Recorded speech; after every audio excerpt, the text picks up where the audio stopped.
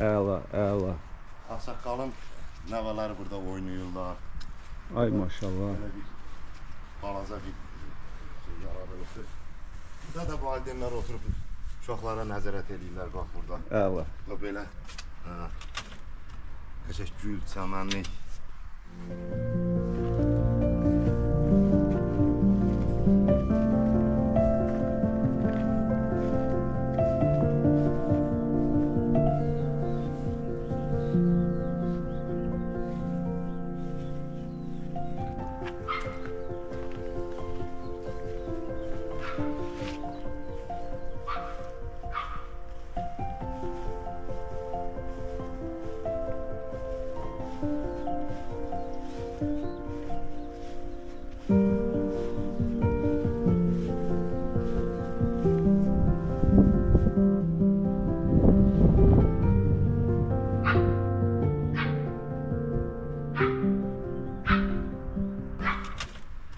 Qəşəng gül, çəmənlik.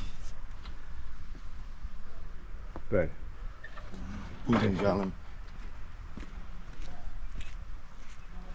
Vüsal bəy, bax burada bağın gözəlliyi təmdir. Bəzən xoş duyuruq biz, çörəkdir.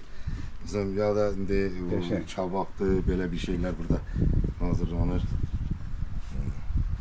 Əla. Buranın da xüsusi bir. Nə gözəl məkan var burada. Xüsusi bir yeri var. Burada Bəli, bəli. İzləyicilər buna düzdür, yuxarı 100% qiymət verəcəklər. Bura ayrıdır. Burada məsələn bağın ən yaraşığı budur. Məsələn Manqal zonası. Manqal zonası. Əla. Bu da üstü örtülüdür. Burada Gördüyünüz kimi. otururlar, burada üstü bağlıdır.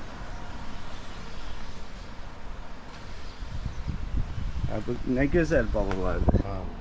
Bunlar Ay maşallah. ağsaqqalın nəvələrindir bunlar.